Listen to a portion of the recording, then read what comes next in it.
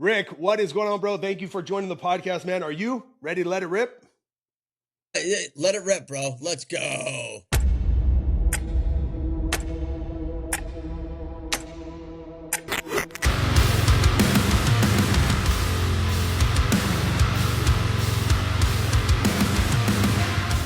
Let's go.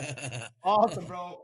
All right, dude. So, man, I am beyond stoked to have you, dude. The inner 10-year-old Jake, not to age any of us in this room, but the 10-year-old Jake is just like, you know what I mean? I've looked up to you in the space for a very long time. I mean, you and Hoffman were the GOATs. You guys are considered the Tony Hawks of the BMX world. And I got to say, dude, since 1986, the blockbuster hit Rad, I think every kid in America went out and bought their first Mongoose or GT.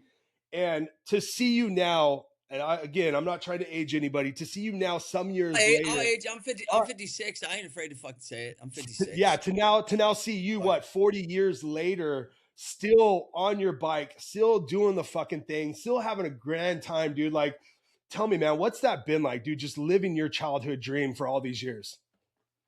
Bro, I mean, look, when I started riding when I was young. I mean, we used to do wheelies and shit on the street, but I started when I was young, and like, we didn't know, like, there was no sponsors or shit like that. And I'm from the Midwest. So to answer your question, like, it was just more like you just rode for the way it felt.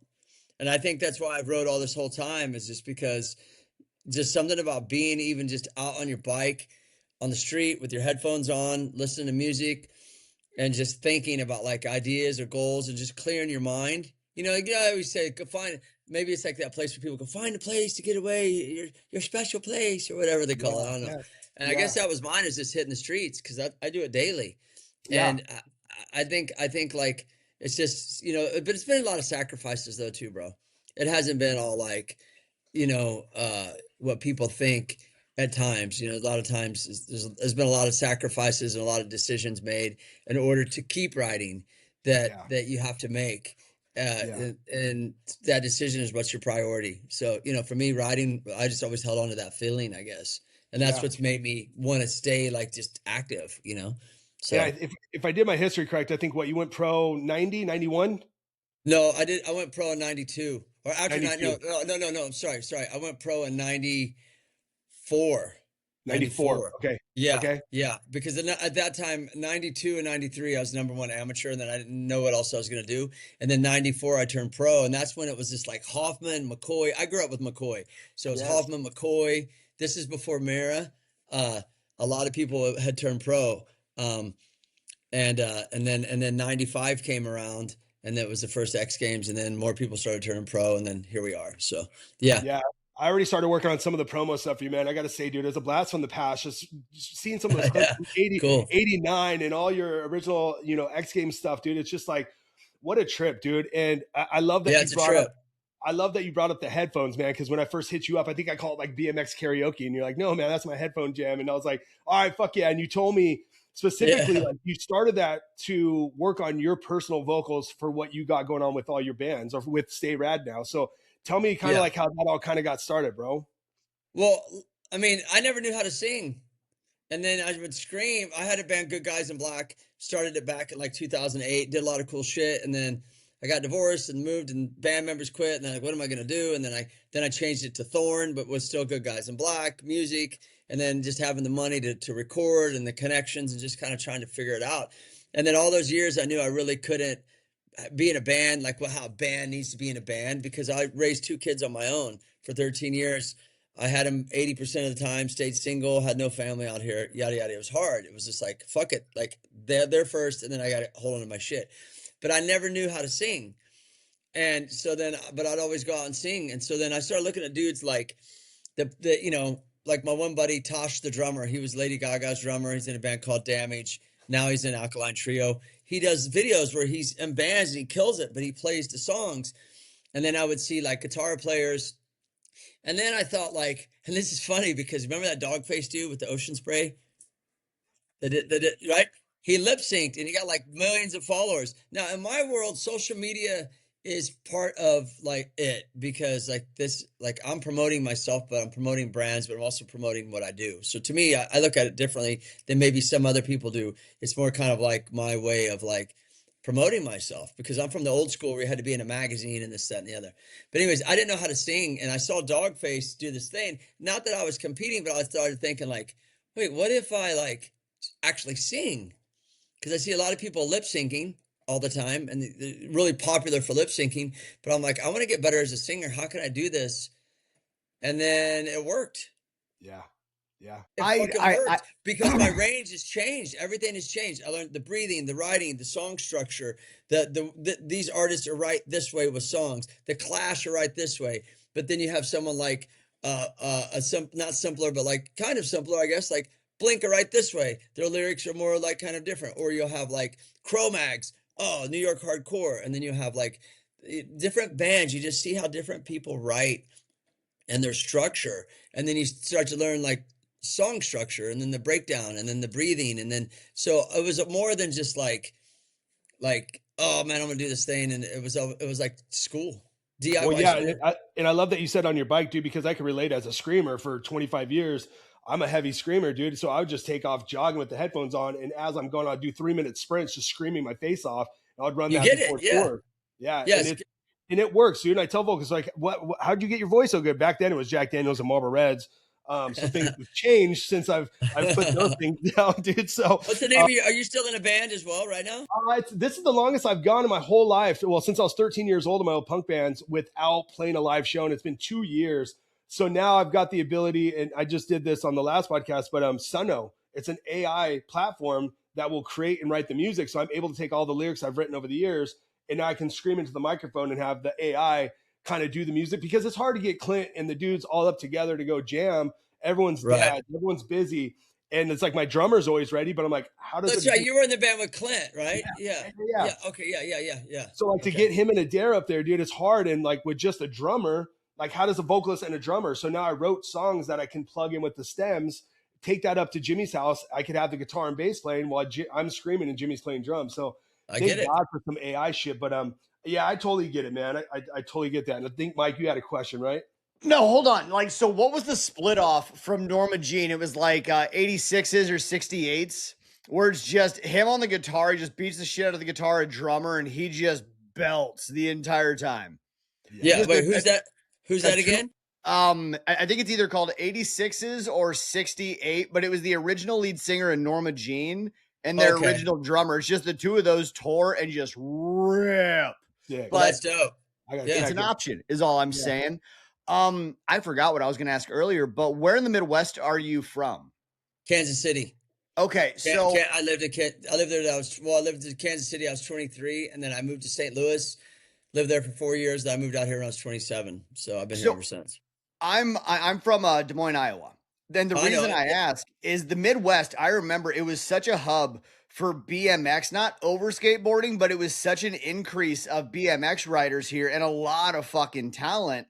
Was BMX a lot more prevalent in like when you got started, or were you kind of like I'm gonna say trendsetter, but it was kind of like the original crew? Did you notice that in your era?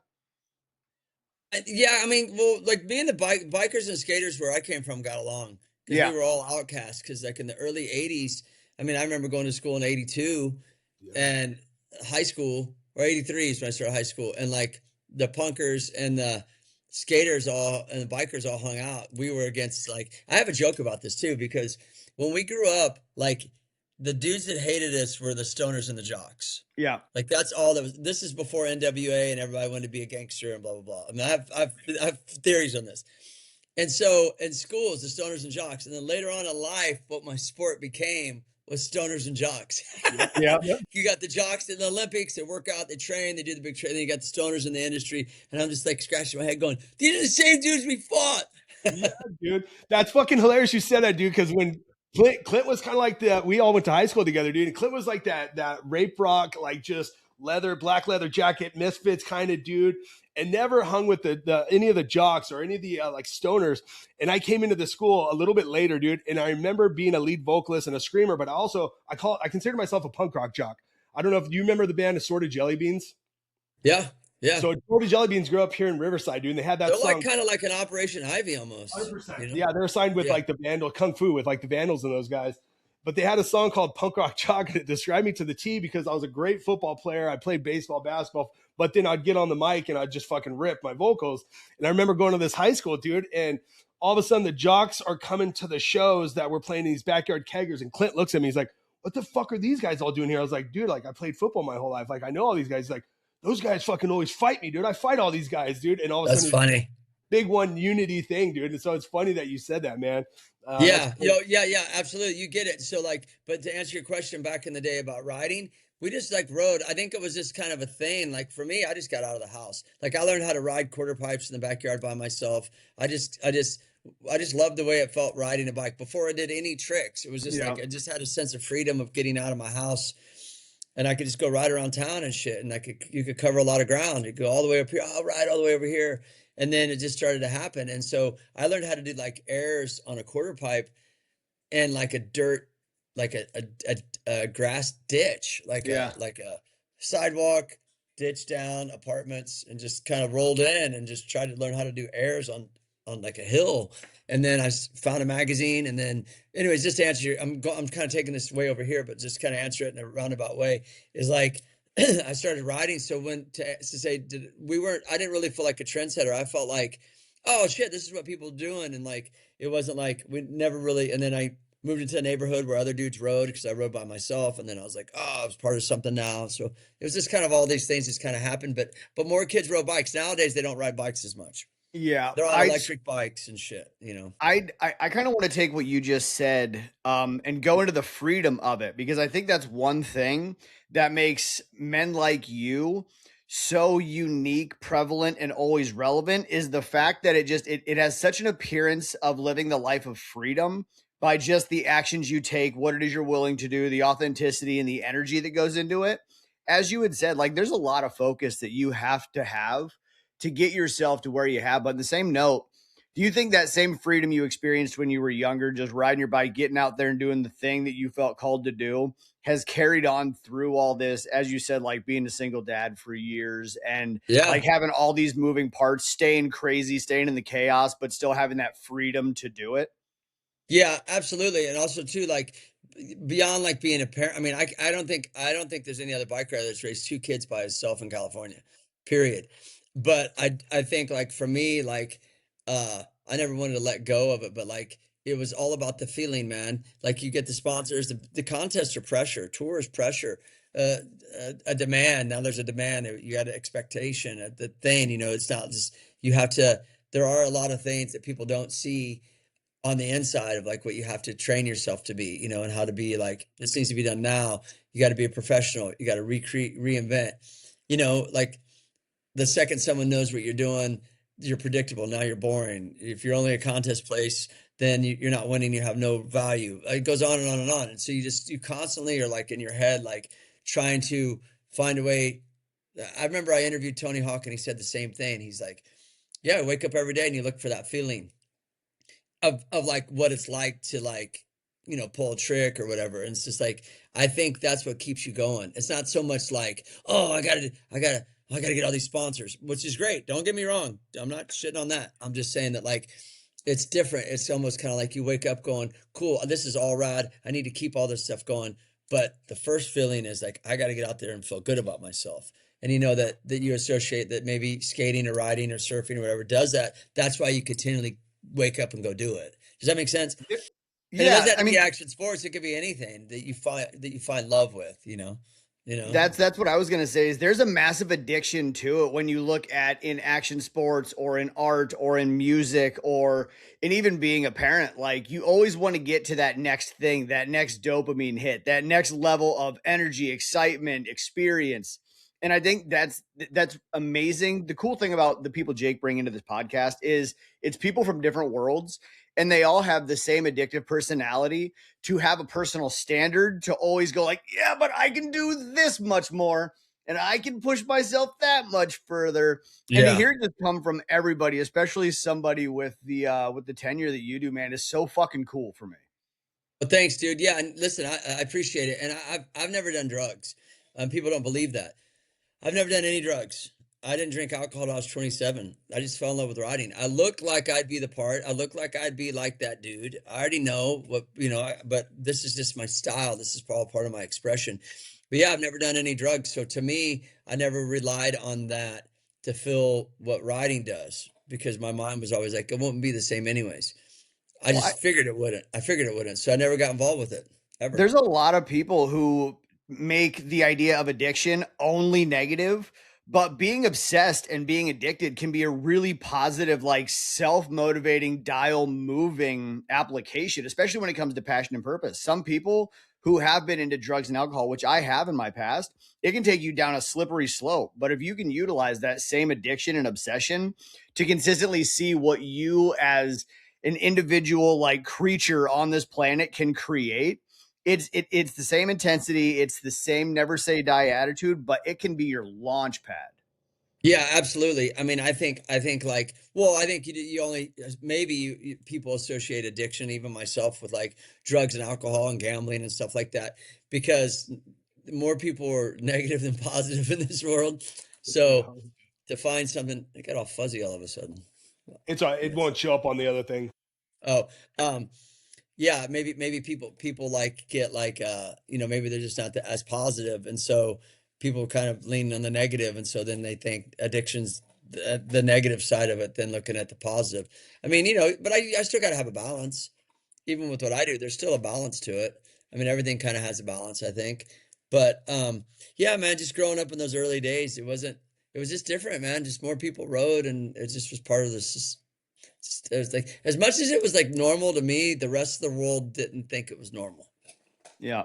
Like, we would build ramps and ride on the street. Like, if there was like 30 bike riders of us back in the day and the cops would chase us, they wouldn't escort us through downtown Las Vegas because we're on a bike ride. Now, these guys now on these bike life rides, they'll go out with 1,000+ dudes and they have police escort them. I just think, like, we would have never had that. We were like, what is this guy? Whoop, whoop, get him. And it's just funny because those same people that were like, you guys are nuts, what are you doing? It's crazy. We thought it was normal.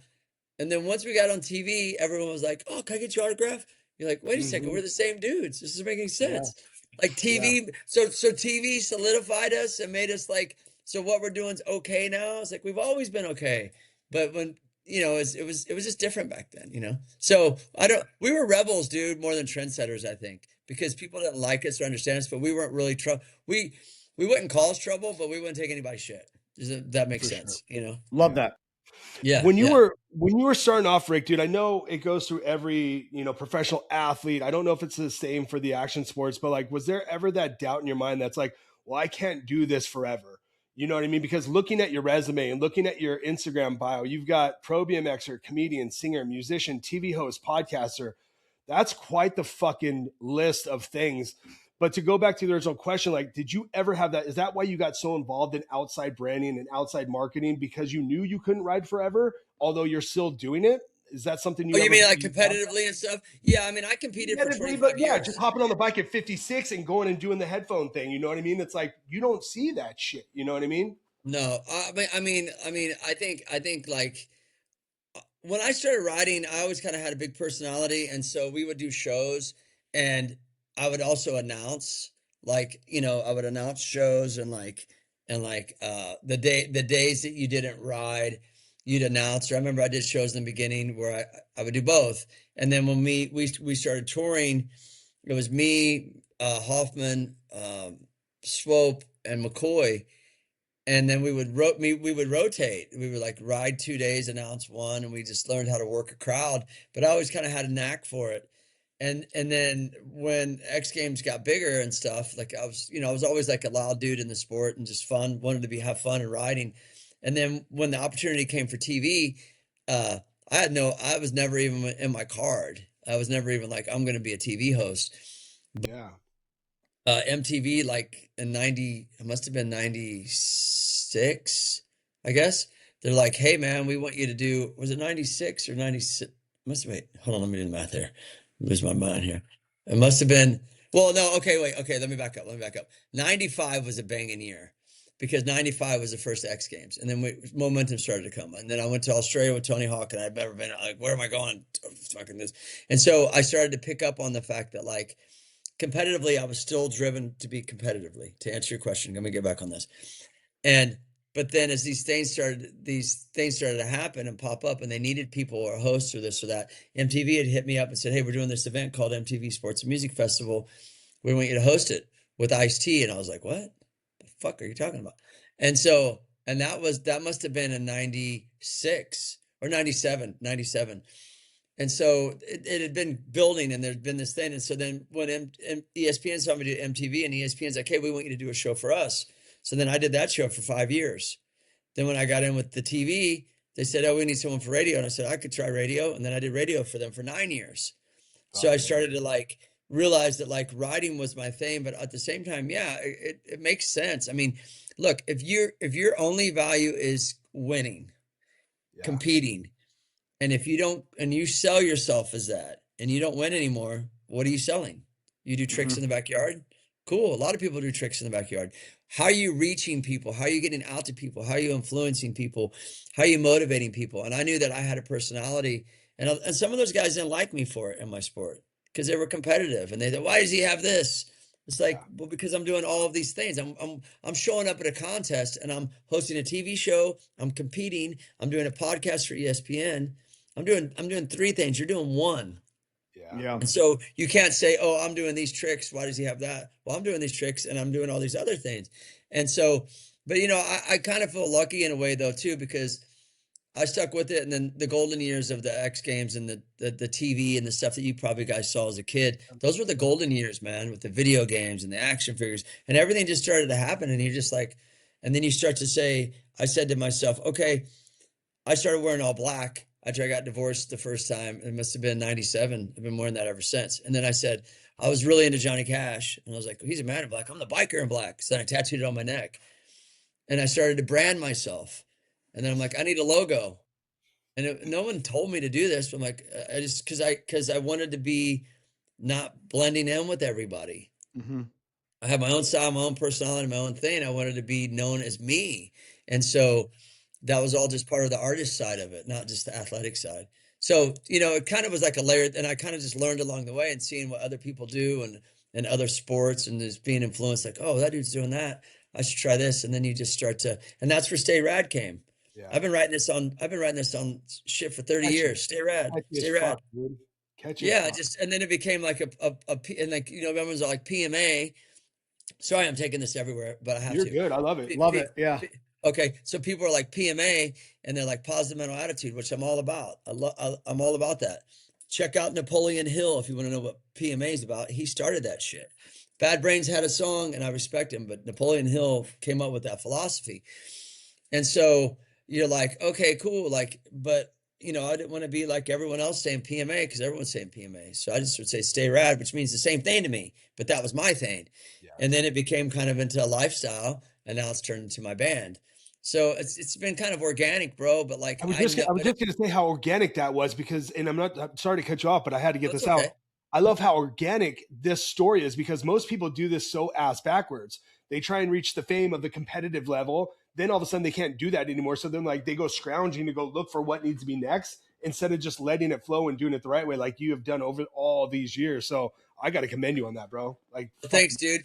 Yeah. And you got to study it. And people might not understand or remember.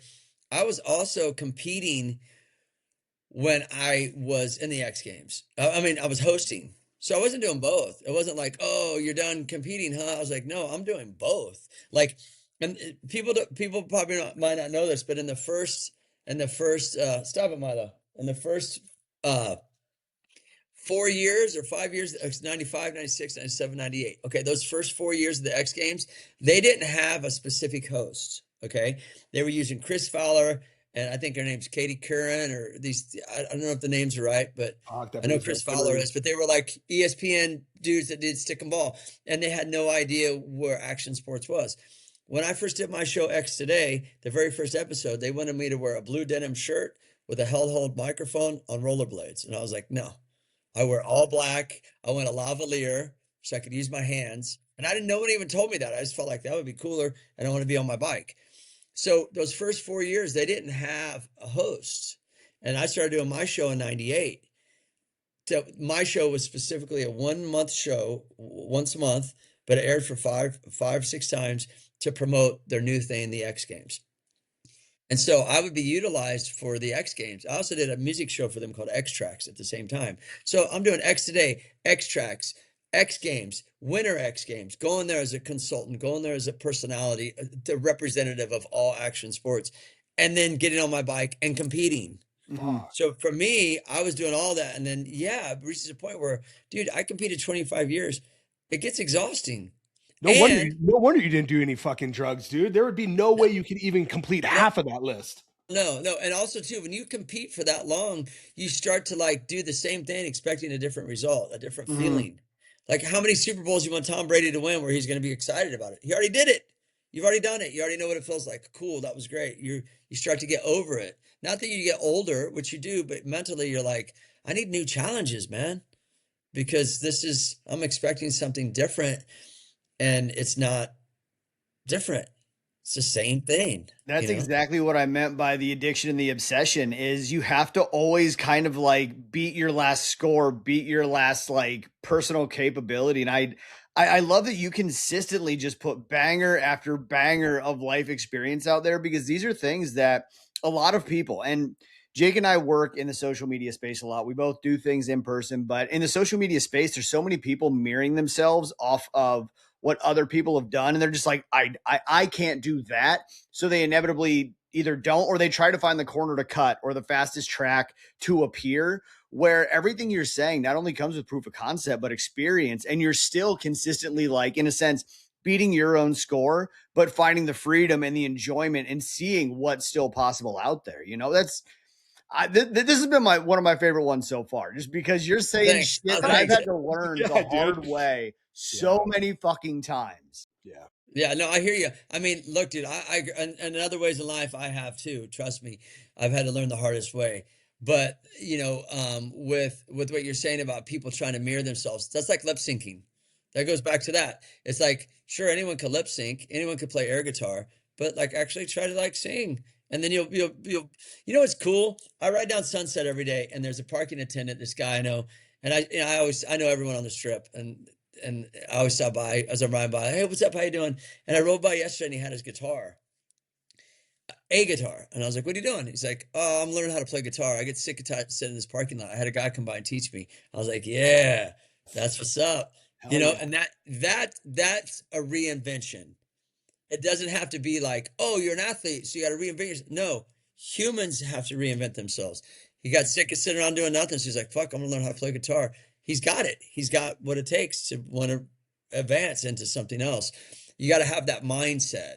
And whether you're born with it or not, you can learn it. Self-motivation, you don't have to be born with. You could learn it. You could train yourself. You could always retrain yourself. Yeah. But I've been through a lot too, dude. I've been married 3 times. I've put riding in my career. Riding, was kind of like the root, and everything else seems like a branch off of that. But I've built myself up. I've lost everything. Moved back in an apartment, 900 square foot apartment with 2 kids full time, 2 dogs and a cat with fucking $5 in my account. It's just the facts. And I rebuilt myself and I rebranded myself. It hasn't been a bowl of cherries. It's been consistency and believing in yourself. And when you lose, what I learned in life is this, and this is Milo, get off that. It's always, every time I do a podcast interview. Milo from the Descendants, is that the name, or is that the connection? No, my son named him, and he doesn't even know the Descendants. He just said Milo sounds cool, and I was like, all right. So everyone thinks it's Milo from the Descendants. Okay. So I'll say to us, yeah, but he's just like, that's Milo, But you have to. What I did is I went through a lot in my life, and I had to retrain myself because I had things in my life that didn't work for me. Yeah, like I was afraid to be alone, so I was always on the road. I always wanted to be around people. I would cling to relationships and then I would people please, and then I was layered with guilt. So listen to these 3 things that are the worst things in the world: guilt, which I don't have anymore for anything. People pleasing, which I don't do anymore, and I'm not afraid to be alone. But when you have those 3 together, you're setting yourself up. You feel bad, you can't enjoy this house, so I'm vulnerable for a relationship, and I'll please you but you can't people please someone because they're going to disrespect you because they feel like you don't even respect yourself. You can't, it's a subconscious thing. So I had to reprogram this brain, bro. And you know how I fucking did it is I slept to audiobooks. I was just going to ask you because, dude, what you're saying, I know Mikey's going to jump in this. Everything you say, I saw you guys going, oh, I know this shit. We've been consulting shit. with so many tattoo artists and fitness people. And dude, I've been doing this for so long, dude. And it's like, you just nailed those 3 things like so briefly, but can you dive? And I know you're getting into the audiobooks. Can you please dive into what changed that? Like what finally, like, was it looking in the mirror and just going, what the fuck, dude? Or how'd you get this confidence? Like, I got to hear this story. Well, I mean, just reached the point where I'd been married 3 times. The same thing happened 3 times in a row. I had 2 kids. I had to be strong. And I was just like, it just was like, I wouldn't say like a tipping point, more like kind of like a breaking point of just like, yo, like, yeah, I can't keep living this way. I need to figure this shit out. And I think the music, it helps. Cause see, when you ride bikes, right, you're on the ramp, you got your helmet on, you're behind your helmet, you got your pads, you're like, well, you're at distance, you're like, oh, you're not talking. And then when you start a band, as you know, you're like vocalizing, you're like, it's you, but you still have your band. Then you step into stand-up comedy, which I do. That was the next one I was getting in with you. Which is a whole nother trip because now there's nobody. So it's like bare bones. So when you learn how to like, and I just told myself like, yo, I need to face myself. I talk all this talk. I need to face myself. How can I do this? I was really hurt from the last marriage. I was really scared actually, because I had a house and, you know, I had a family and I didn't know what I was going to do. And I knew that I was going to take on the kids full time because she wasn't capable to do that. And I was like, fuck, what am I going to do? And I think it was just like all of those circumstances of like, it wasn't just me out there in the wild by myself. It wasn't me like, oh, I'm lonely, I got to meet some other person. It was like, okay, I need to take care of these kids, but I need to take care of me first. I haven't been. And I knew I hadn't been, you know, like I knew that I was doing like good stuff and being positive, and I would practice positivity, but I wasn't like, I was comfortable still with like the codependency that I was on, or the people pleasing, or the idea of being in a relationship, even though I knew it didn't work. You feel me?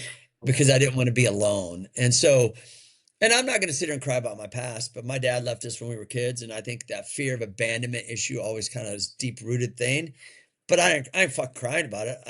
I wrote a song called Dad I Never Had. And that fucking guy hit me up. It's a great story. I love it. Hit me up because he heard the song. Oh, I got a whole fucking story with that. Like I tracked him down.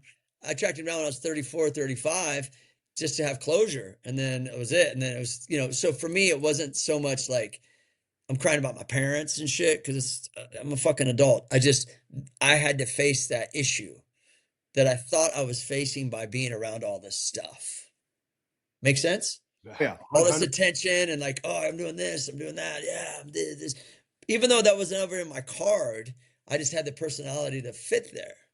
So I would be like, well, fuck, this is how I'm making a living now. What's up? Let's do this.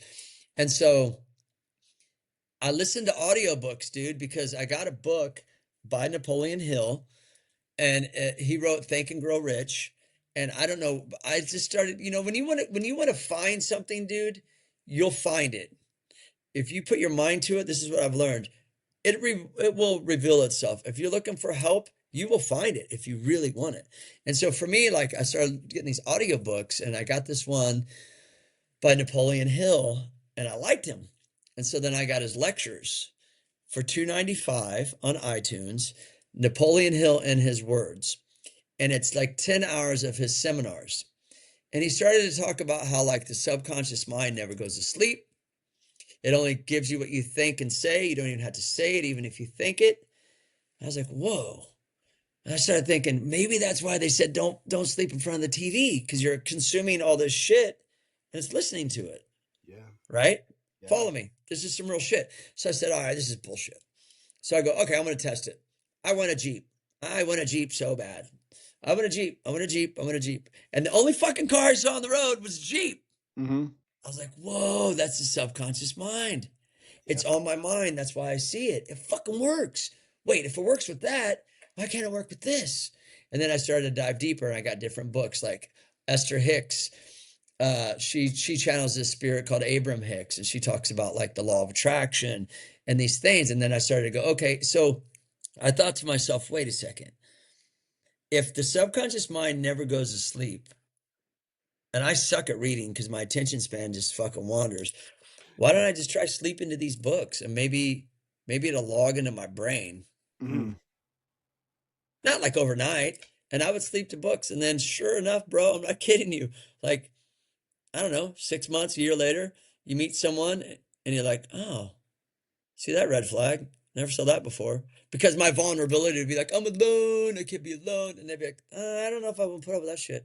Granted, I had already dealt with experiences of life, Yep. but then I started to see flags, and then I started to become like, I don't know, it's weird to say this, or might sound weird, but I started to become like my own best friend. Mhm. I started to like myself more. I thought I loved myself, but I started to love myself more in what I do. And I needed to do that not only for me, but for my children. Yes. So to answer your question, long form, I love that. it was kind of like circumstantial things. A lot of things had happened in my life, and I just felt like I was making the same choice over and over again. And then I wasn't getting ahead. I just lost my fucking house. And then like I'm in this little apartment, 900 square foot apartment, and like barely getting by. And it was crazy. It was a crazy ride, but the thing is I never gave up. I wanted to be better. And but it takes work. Anyone listening, you can't just go, I listen to books. Why am I different? You have to apply it. You have to want to change. That's you. Mhm. You know what I mean? And I wanted to change. And so maybe I never done drugs. I don't know what that addiction is, but I did have my own struggles with things. So when you see the outside, you're like, oh, you're doing all this stuff.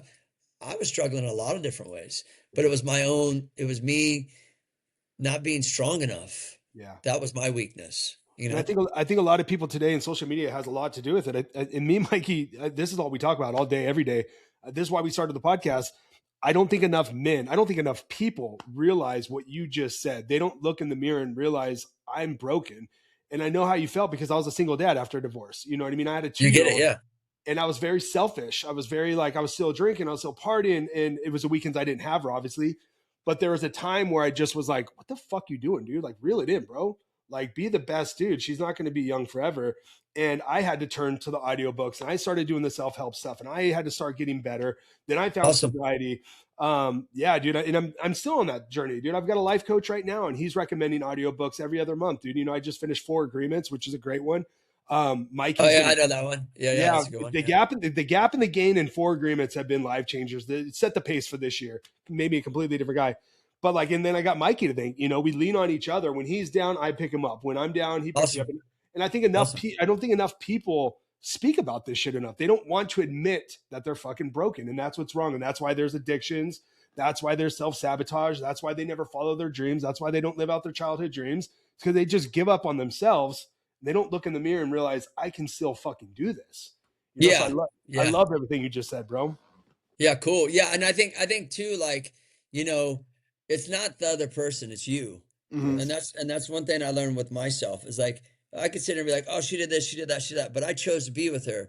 And so I'm not sugarcoating anybody's bad behavior. I'm just saying that like I don't tolerate that at all now, the things that I used to. And so people that don't know me, you know, maybe when you change, people think you're still the same way. Even like me and my ex get along. Well, my last one I was married to, that's the girl I had kids with.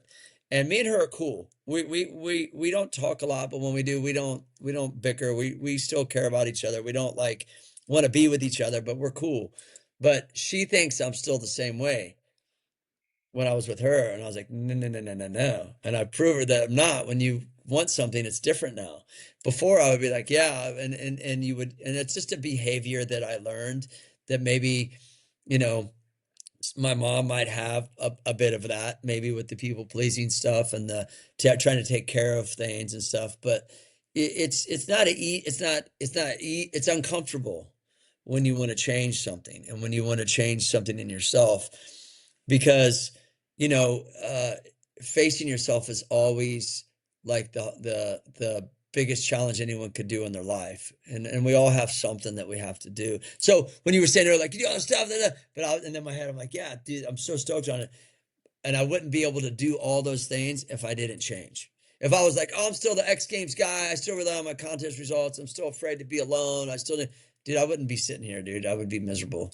And it's funny how you said too, like when you change, like people seem to think you don't change, or a lot of people come to me when they're like, I've changed. I've learned how to put myself first. I've learned how to not deal with the things that I have control of. People are like, man, he's turned into a dick. And it's like, no, I just don't tolerate bullshit anymore. It's not that I'm a Yeah. dick. It's that before I was the soft Jake that was people pleasing. Now I'm the Jake I know where my boundaries are. I know where my energy flows. I know when I walk into a room, I'm doing this. I'm just bird watching for the first hour before I even open my. I'm one of those guys. Yeah. No, So, I get it. Yeah. I mean, for me, yeah, I get what you're saying 100%. The sad part though is, well, I don't know if it's sad, but it kind of is I've lost friends over it. Mm-hmm. Because the old me they liked because they preyed on, and I couldn't see that. yeah. Or the old me was like, oh, they competed with me or tried to like sneak behind and get sponsors and shit. But I didn't see that because I was still a people pleaser with my friends and wanted acceptance from my friends. Wanted to be part of a circle, or I never really been cliquey. I've always been kind of a lone dude because I don't really believe in cliques, because I think if you're part of a clique, and for the record, comedy is all about clickiness, which is hard for me right now with comedy because everyone's a clique to get stage time. And it's like, I don't want to be part of a clique because no one's doing my thinking for me but me. When you're in a clique, the clique starts to do your thinking. You feel me? Yeah. But yeah, man, it was just changing, bro. And you have to. I don't know where I was taking that. I don't know where I was Not going. people pleasing, like people thinking you're a dick, or like because you've changed. No, but Like, I'm sorry. you've changed. It's like, no, We're I friends. did change. You're like, you have to admit, I did change, but for the better. But with friends though, losing friends, and Yeah. and at first it's weird, but then it's like, well, I'm fine without that person because now there's an old phrase that says when you change, people change around you, and you changed, but they were always that way, and you were there because the old you allowed that. The new you doesn't, but they're still the same person. And that's why I'm saying it's not them that needs to change. It's you. And so, yeah, I've had a few, I mean, not like everybody, fuck all my friends, you guys, I'm a warrior now. I don't need anybody. Fuck this shit. It's not like that. It's just like, oh, that dude always calls me to see what I'm doing. And the next thing I know, he's trying to get my shit. But I never saw that before. Those type of things. I'm like, nah, so that dude's still my friend, but I keep him way over here, and I'm really cautious about what I say to him. Before, I'd be like an open book because I thought we were all homies. You feel me? And so then now you kind of like keep your distance with that, with certain people, because then you realize like, oh, as I've changed, those people have changed around me, but they're still the same. You see what I mean? So There's not a lot. everybody though. There's a lot to unpack about that because I've struggled with that for years when it comes to that. I would lose myself in social circles and I could only find myself in solitude. You know what I mean? Because I would start to become almost a character trait of the ethos I would enter, and I would lose little parts of myself that I thought I was looking for or thought this person could help me fill. And it was always that void. There are parts of me I didn't like, but I knew if I found a new chick, she'd fill that for a little while. Yep. You know what I mean? Got She it. would justify and validate that little part of me. If I was in this social circle that was the wild bunch, you know what I mean? That would make me feel a little bit more a part of something, so I wouldn't have to actually reflect on why I couldn't be my most genuine self, because you are the sum total of the 5 people you associate with. Like it or leave it. You know what I mean? I had to choose to leave that. I went to prison for a while because of all of my old antics of being in those social circles, not because it was the social circle issue, but because I had to be the wildest one in the bunch. And it was the best decision I ever made, because it was the first time I was in a surrounding of people I didn't want to show off to, didn't want to fit in with, and I was forced to get to know who I was. It was when the reading and the writing really started, and that's how I got to know me the most in depth and the most in tuned. And similar to you, like after that, I didn't need people to fill these voids. I had a plan of attack and a pathway to pinpoint where the problems were and how to be able to create solutions for them on my own. So I could be like I could have discernment towards it, or I could know where the boundaries would come, where I wouldn't allow people to steal parts of my soul or for me Yeah. to just give away parts of myself as a transactional experience. And what I hear from you is a lot of the same. And that I think it makes me realize it doesn't have to be drugs or alcohol. I think we all have a mental inadequacy at some point in time that needs to be fixed by overcoming what it is we struggle with the most. Maybe that is abandonment. Maybe that is the need for validation. Maybe that is limiting beliefs. But we all find a way to fill it until we ourselves can fill our cups on our own to then be able to find the right people to pour into, or that we can partner with to see further than the present day. Yeah, absolutely. Yeah, and you're right. And I think everybody's different because everyone's raised different. I mean, I got some friends that like, I mean, I'm sure they have their own issues with certain things, but like they don't have any of these issues at all. And I think a lot of it stems too about how you're raised. And so for me, I wanted to raise my kids differently, you know, and be a father in the house and be and so cool with their mom, and their mom's still in their life, but you know, there's these type of things. And so yeah, I mean, we all got to face things, and we eventually had to face ourselves or not. You don't have to. I mean, you can do whatever you want. If you don't want to face yourself, then don't. You might be better off if you did, but if you don't, then you don't. Then don't complain that you keep making the same mistakes. Yeah. Yeah. And that was me, though. I would complain about the same mistake, and it's like it's all me. Well, You know? and it's a great recommendation for people, but you're never going to find somebody who's going to reach out, take you by the hand, and drag you to the finish line. You've got to want to do it yourself, because there's plenty of people out there who have the right information, but nobody's going to do the work for you. No, and it's like that in anything. Yeah. You know, and the instant gratification that our society wants to have. I'm old school, bro. You guys probably are too, in the fact that you got to have a skill set. You got to be good at something. You can't just, you know, and so the instant gratification of what social media has, you know, made people get, it's just different. You know what I mean? But, you know, everyone reaches like a point, I think, in their life where they just have to be honest with themselves. If they truly, you know, it doesn't matter how old or younger you are. It's just if you, some people never face themselves, dude. A lot of people probably don't. A lot of people probably don't. They probably don't. I think you just said something that I have to pivot into, because you're right. Everybody does need a skill set. But so you, with your personality, you're outgoing, you know what I mean? You've got that I don't want to say like loud and boisterous, because that's generally me, but you're personable, you're fun, you're exciting, you ride like a monster. That's a plug for a sponsorship as well. Yeah. But there's a copious level of other skills that made all of those things work together. So for artists, for musicians, for people in action sports, you have that as what becomes, let's call it, a talent. What skills do you think enhance your ability to consistently move that dial, to stay ahead and to stay relevant in that market?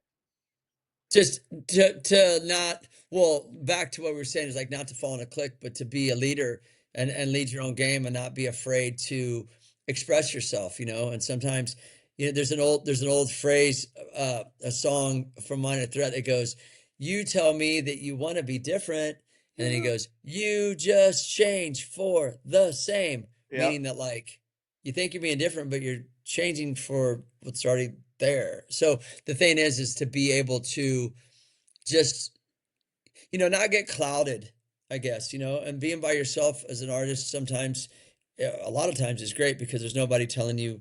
It's good to hear opinions or someone that you trust, but the way that it keeps me moving is that I'm able to like just dive into things and not be afraid to try it, and then learn about it, not just do it.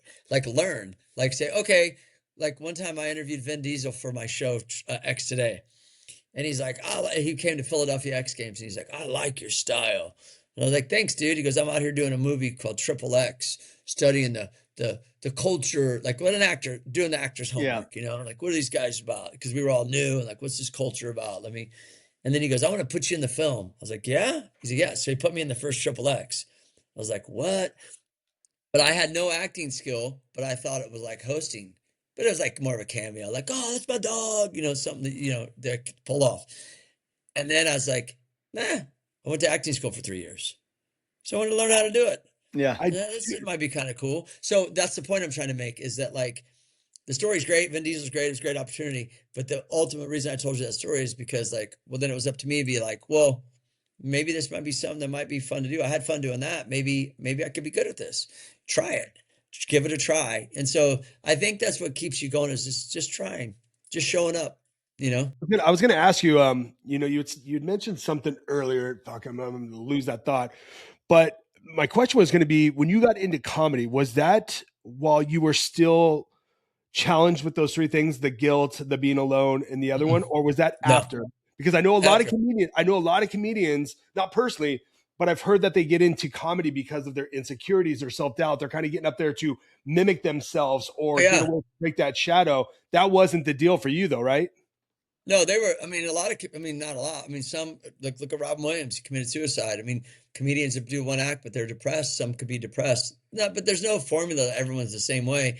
Like, you look at Bert Kreischer, is that how you say his name? Kreischer? Bert, he's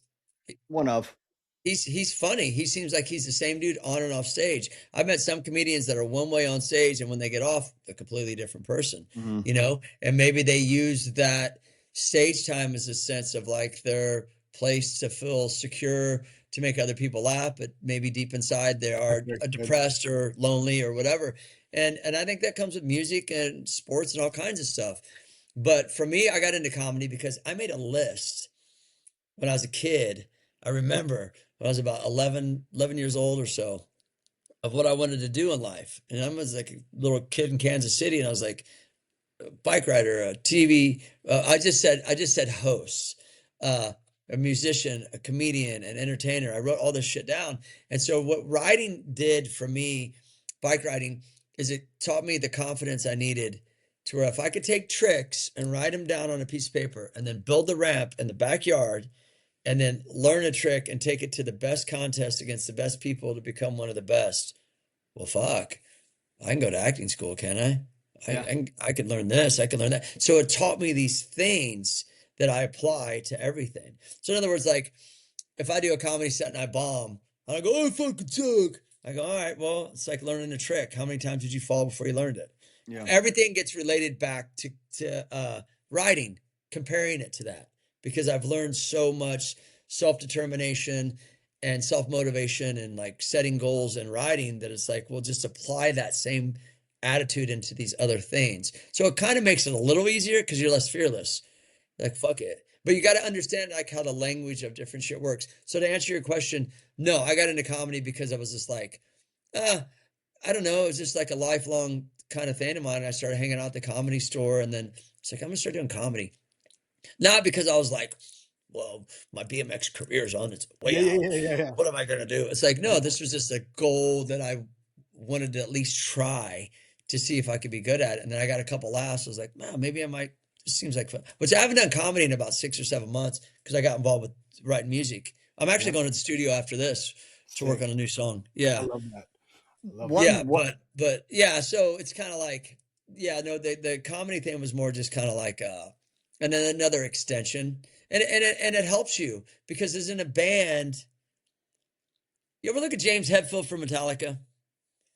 He'll play it and be like, fight, fire, fire, and all this shit. But in between songs, he's joking and shit. Yeah. He's got stage presence. That's like comedy shit. You know what I mean? And the one thing, dude, that I've had a fear of, dude, because, dude, I played at Ozfest in front of 60,000 people right before Slayer and Black Sabbath, but I can't get in a room and speak to a crowd of 10 people with a microphone. Like, that's my fear. And I've been told, go to improv classes. I've heard and that's like a big fear, is like going to an improv class. Like, my goal isn't to be a speaker or one of those things, but I would like to feel comfortable. But everyone's like, bro, you've played in front of 10, you went to Europe and played in front of 10,000 people a night. And I'm like, it's different. Just like you said, you got your band. Yeah, but you know what? It would help you. It would help you with everything you're doing. Mm-hmm. Even your podcasts. Sick. Yeah. Not to say that you're not good now, but I'm just saying you never know. It could open up another thing. You're like, oh, I had this idea. I didn't think of that. And like, so, and that's kind of like how I look at things. Like, well, one's going to benefit the other because, and that's cool. You played all those gigs. That's got to be amazing to fucking play in front of those people. It's dope. But like, but like everything's related. Music, comedy, acting, writing, they just all have a different way that they move, but ultimately it's an expression. Writing is a physical expression. Music is an emotional inside expression. Comedy is like I got to laugh, I can get another laugh expression. They're all different. They're all different, but they're all kind of, acting's weird because, not weird, but it's like, it's different because when you act, you're on the set, but you're sitting around a lot. And then you do your scene and you do a great scene, but it doesn't feel the same as pulling a big 540. Mhm. Does that make sense? Yeah. It doesn't feel the same as making someone laugh. The thing about acting is it's awesome once it's done and you watch it. You're like, oh, that's cool. But doing it sometimes is really it's fun, but it's like it's long. It takes time, you know. Yeah. It's different. It's a different kind of thing, if that makes sense. Because Absolutely. acting is all about setting up the set and the lighting and the this and the that and the other, and then your scene shouldn't take that long to shoot. It's everything else around it. So, so they all kind of like are the same but different. It's weird. Yeah. So I think what I'm saying is you should take that improv class because it'll help you with like even heard. just everyday I've heard, life. yeah. I've heard, dude. It's like that fear. Even if there's 3 people, and I'm just like, dude, and it's like crazy because I'm a confident dude.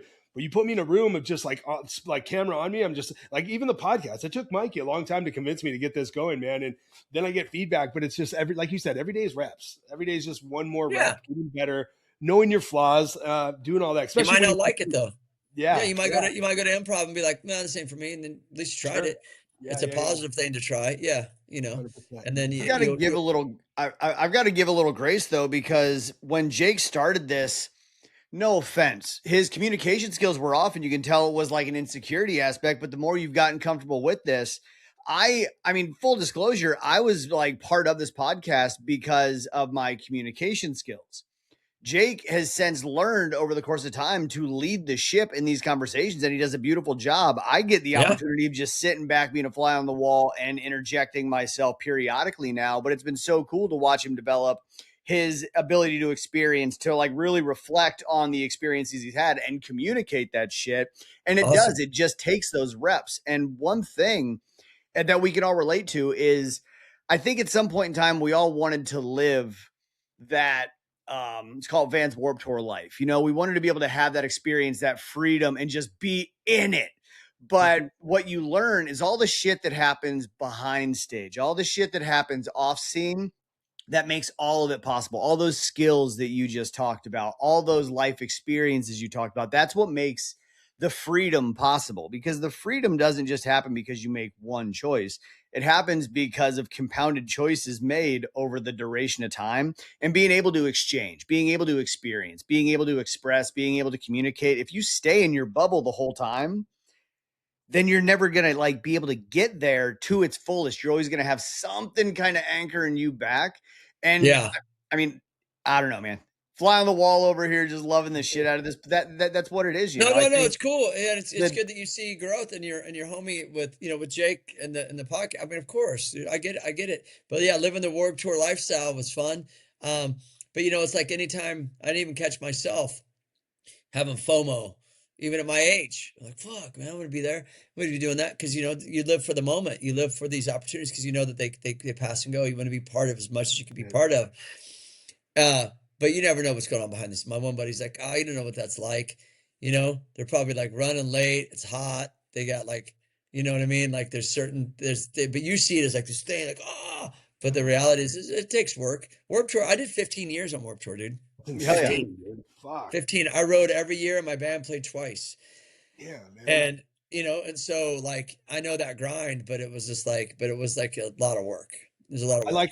I like how you just said that with, the life experience and stuff, because for me now, getting to tour for 7 years straight, 260 shows a year, seeing Europe, 49 states, 18 countries, I want to provide that for my daughter. And that's kind of what I'm doing for my 2 girls is awesome. I want them, like, same with you, like Vans Warped Tour. Yeah, selfishly, I want to go when they do the Vans Warped Tour again, but I want to bring my daughters now. I want them to start experiencing that. And I'm hope these things, there's. How old are your kids?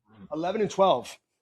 Cool. Well, going on 14 and 19. You know what I mean? It's like, fuck. But they're 2 girls, right? 2 girls, yeah, dude. Yeah, it goes quick, dude. Once they start driving, they're like late. It's later. already You know what I'm going saying? fast. No, That's the dude, facts. Like, they're already, dude. Me and the wife, dude. Like, we'll go somewhere. Like, can you girls get off the phone? I'm like, they'll see me on the phone constantly, but I always try now to put it down. But I'm like, that's kind of my moneymaker. But at the same time, like, I try and get them. We got on the e-bike first. We got on the beach cruisers, and then now they were begging for the e-bike. And I'm like, dude, I'm watching like a gang of 15 little girls riding the neighborhood. I'm like, fuck, dude, where's all the BMX bikes and the mountain bikes? oh, and I hear you. Dude, Yeah, no, I hear you. Time yeah, flies though, dude. They grow and then they're fucking yeah, gone, and then you're yeah. just like, huh, all right. I'm glad I was there. You know, Yeah. that's So why. That's why I I gotta committed my ask, man. life. I gotta ask because I know we're coming up on the hour mark, man. I'm very fortunate of your time, but dude, so like, what's next? Stay Rad hasn't started performing. You guys haven't done a live No, gig yet, have you? Okay, I didn't no, think. no. Basically, like, I went in the studio to. This is how this happened. I went in the studio with my buddy Johnny, producer, and I said, "Hey, man, look, I have these lyrics for a long time. Like, I'm talking like decades. I write so much stuff." And I said, "I'm tired of waiting for my guitarist from Good Guys in Black because he's in other bands. Because normally how it would be is that like me and Ramon would get together and I'd have a melody and he'd have a guitar riff and then we would take it to Johnny and then we would piece it together and then we'd bring other people in." And so I was just like, Johnny plays guitar, plays bass, plays piano. He's very talented, super producer, musician, super talented. And I said, "Look, I know what I want to do now." He's like, "What do you want to do?" I said, "I want to have simpler music, meaning like riffs that are catchy, that people could sing along to, that because I feel like what I've been doing for the last 14 years has not grown at all. And I'm ready now because both of my kids are of age and I can tour. So I figured out by doing this sing along series the kind of music I want and the sound I want. And I didn't know that in the beginning. Yeah. And I didn't know that for a long time because I was kind of like a part-time musician. Yeah, I played and I toured and shit, but once I had to take care of the kids, I knew like, and then I had different musicians come in and I'm just trying to figure out my range and where I'm at, and songs sounded different and changing the name and going back and forth and different members and all this stuff. But I always wanted to sing and I always wanted to just be like, ah, just go. But I didn't want to be like, it's the Rick Thorne band, because I tried that. I was like, I don't want that, you know? And then so how that happened with Stay Rad is I thought I was just gonna say, all right, let's just try this hook, the song I got that I wrote fucking 10 years ago at least, and just simple guitars, like just, and then it turned into something. I said, this sounds pretty good, and then we started to layer it, and then we wrote the song Happy, me and him, and I was like, damn, this is pretty good. Whoa, my range has changed. I think I found my, because you got to find the tone that goes with your voice. Yeah. You feel me? Like with the guitars, you got to find that you were, and I found it, and I go, bro, and then dude, we wrote those 4 songs like that. And I'd been waiting to write a song for so long because the musicians that were in my band or that I'd hired, because really became like a hiring situation because it was all me, Good Guys in Black. I was just gonna ask, will this end up being a hired gun situation for you on tour? Well, no, not so much Stay Rad. It's a little different because me and Johnny wrote everything together. So it's a little different, and Johnny's in the band. But my drummer, Aviv, was my drummer in Good Guys in Black, and he's been loyal to Good Guys in Black. So he's the set drummer. But like, you got to piece things together. I mean, it's not like I'm 56. I'm not growing up with a bunch of dudes in the neighborhood jamming in a garage. That's not happening. It never was going to happen for me because I got into music at a later age. I didn't start playing music. I didn't start Good Guys in Black till I was like 40 or something like that. Really? Yeah. It seems like I didn't start a band. It just seems like you've been doing it for fucking ever. Because I'd stand on Warped Tour and watch bands like Rancid and Social D and everyone, Pennywise, and jam with them and watch it. One day, I didn't know where to start. One day, and then one day I was just like, fuck it. Let's go. And I just finally said, fuck it. And so for me, it's kind of happening at the right time. Because now that I'm little, my kids are grown and I can do my thing, it's totally different. I'm still single. I don't have anything to hold me back. I'm ready to go. And so I found my vibe. And then so we're writing the song and I was like, yeah, it's Good Guys in Black. And then I stopped. No one said anything to me. No, John's like, yeah, and I was like, nah. She's like, what do you mean? I go, it needs to be something different. It needs to have a different name because I'm not going to lie to myself anymore. It's not, I like what I did with Good Guys in Black. I love all the music. It just didn't People weren't singing them songs. I want people to sing my songs. I'm going to come out and to the show. And I found our formula that works for us. And then I just said, dude, I looked at my hat. I'm like, it's Stay Rad. That's my whole philosophy. That's what this music is. That's what all these lyrics I've been writing all these years is this. And so it became that. I was surprisingly, I shouldn't say surprisingly, not that I didn't know much about Good Guys in Black, but normally when dudes like, I shouldn't say like you, because you're completely different from everybody, but when they're like, check out my band, I'm like, oh fuck, I'll put it on. I'm like, oh, it's kind of hard to listen to. I listened to that first song on Spotify. I'm like, fuck, this is really good, dude. Cause I'm a Vandals, Pennywise, DFL. Like I'm old school Epitaph. Like I grew up before the hardcore metal scene. Fuck, I was going to Guttermouth and all that shit at Showcase Theater. But when I heard your songs, not to blow smoke up your ass, but dude, like it was fucking good, bro. It sounds fucking good. Hey, stop it. Oh no, thank you. So my dog's fucking killing my. It's fucking nuts, dude. No, thank you, bro. I appreciate you. And you know what's crazy is that like it's small numbers, right now, and but I'm grateful. It's like Good Guys in Black had like 150, maybe if I'm lucky, monthly listeners on Spotify. And a lot of old punkers don't like Spotify and this stuff. But like, how the fuck else am I gonna get my music out there? I'm DIY. Fuck, bro. Like I mean, I've signed up for all the things for Sound Exchange, ASCAP, the MLC. They make it so fucking hard to put self-distributed. Like I was even going back with old Manta stuff to get it onto these platforms, and they like want your arm and a leg, and it's difficult. Really?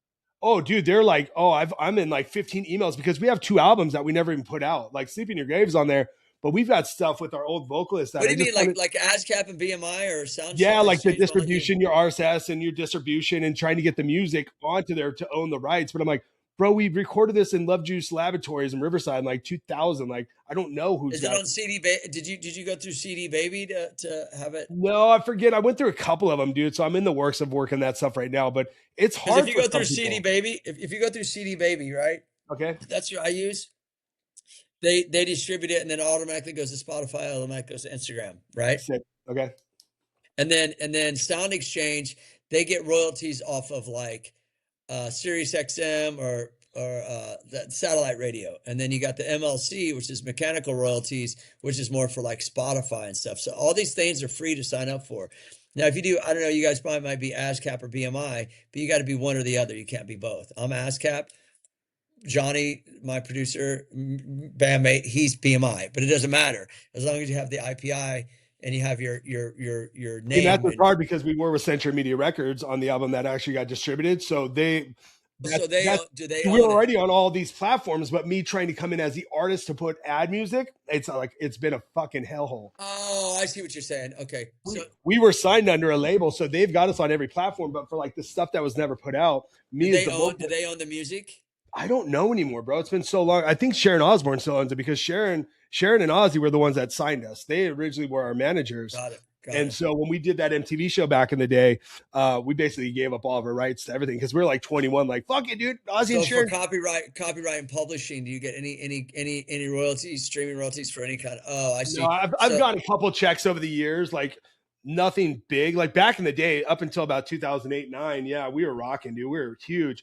But nowadays, yeah, but that's why it's going to be almost probably impossible if you sign that over to them, and they're not going to give that. I'm like, I don't care about the rights to the music. I just want the old shit on there, dude.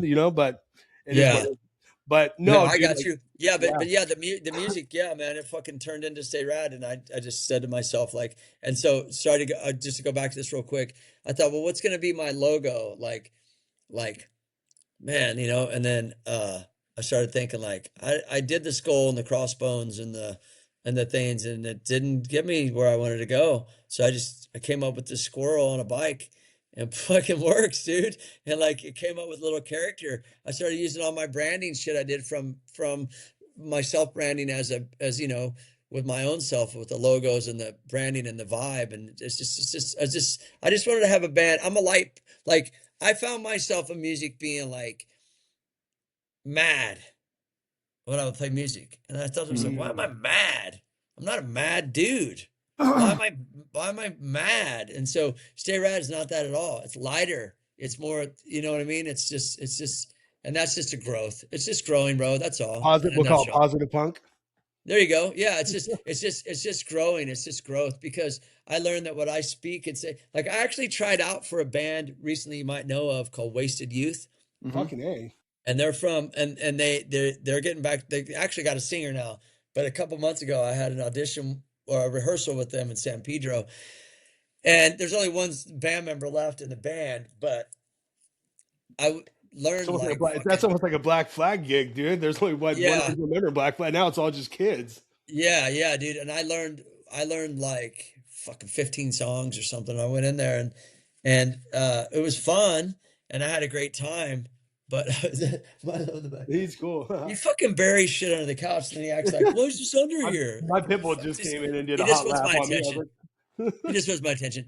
But um but I just didn't want to. It was weird. I thought like this would be cool, you know. I'll probably tour and do some shows and have some fun, and this is like right when I wrote that first Stay Rad song, okay. right? And then I was like, well, how do I want to spend my energy and my time? I'm grateful. Fuck, like all these people are saying, Joe Escalante from the Vandals and Fat Mike and Fletcher and all these people through the grapevine. I heard it's like, get Rick sing for Wasted Youth. I thought it was a super compliment because I've worked real hard to not be a biker, to be known as a vocalist. Yes. I've worked really hard for that. So to have even a referral is like, wow, okay, you look at me like that. So I went into that audition and I was like, oh, this is cool. And I had fun. And then I dawned on me that like, I don't know, it's not me. It's not, you know, my life's so short. I want to write. I don't know. I'm under the, I feel like I finally found. That could have completely catapulted you away from what you really wanted to do. Yeah. But I'm grateful even if for you got those your name guys, out there and you were able to do the things, truly in your heart, you're playing covers. You know what I mean? Yeah. I mean, I'd always say that too, is that like, if you join a band that already it's going to get the reaction. Like, see, you're in a band, you've been in a band, so you'll play a cover song and it'd be like, I do a Rage song, or I used to. I did the same. We did the same Rage song. I got that piece from the Whiskey, dude, from you doing that song. Oh, we did the same one. Yep. So I would know going into it, I'm going to get this reaction. I'm going to keep them awake to try to keep them into my set. So I'll play the song. So I think when you go to be in a band, like, you know, where you're not the dude that actually grinded the name and the fan base and the attention it's going to get, it is kind of like live karaoke. Because I sing other people. Yeah, I sing other people's songs all day long. It's not rocket science. Yeah. Well, we saw the reaction to, I'm going to butcher his name. Who was the professional skateboarder that did Black Flag? Fucking boxer. Vallely. Yeah, Vallely. Yeah, dude. Like, as good as he was, he just could not get that. I mean, the dude probably grew up on Black Flag, knew those songs inside out. That was his life. And for him to sing, we saw the reaction. It was like a half and half mixed. I mean, people gave him a fucking hard time, dude. And he was a Vallely. Mike's a pretty rad dude. Like, I toured with him a lot on the Tony Hawk tours. We've known each other for a very long time. We actually did a movie together, all kinds of shit. Mike's great. He had a band called, I think, Good For You with Greg Ginn at the time. And then he left that for Black Flag, but now he's doing Mike V and the Rats again. Mike's a pretty rad dude. But it's a hard one to fill because, you know, but Black Flag's always had a circle rotating vocalist, you know. Like the Misfits, dude. Same as the Misfits, you know. Mike lives here now, actually, in Des Moines, because this is where they put the skate park in for the Do Tour. So he's been here for a while. Oh yeah, Des Moines. And I wanted to comment on something with Des Moines. Is Davenport's not far from there, is it? Yeah, that's where I'm from. Okay, there used to be a skate park called Rampage in Davenport. Fuck yeah, man. Yeah, we would drive from Kansas City. My buddy Rick Molinterno, that was on Hutch, and then he was on Haro. And I know Rick real well. He does standard bikes. Shout out to Rick. He had a skate park in the late 80s called just let everyone know. I got to tell you that because you already know, but I'm going to say it. Called Rampage. And we would drive up. This is before skate parks were everywhere, before shit was on TV. And we would sleep. He had a skate park in an old bowling alley. And we would sleep in the bowling alley for 2 weeks while it was freezing outside, because you had to find ways to migrate indoors during the winter. And we used to drive up there, me and my buddy Dennis McCoy, which was like 6 hours from Kansas City. It's not too far. And we used to live in that fucking bowling alley. Yep. Yeah, I mean, Rampage, I love Rampage was amazing. Like the standard frames were, I mean, no pun intended, like industry standard for a while.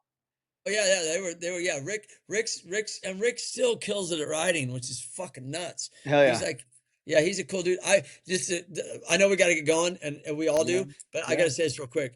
It must have been 1985. I was in Dennis McCoy's backyard, and this dude Frank Skura, he came, psycho. He he came. He threw something on the coffee table. He's nuts. He came. Frank Skura, Brian Skura's brother, came to Dennis's backyard, and Rick Molinterno was there, and I went over there to ride, and no one was there, and Dennis wasn't even there yet.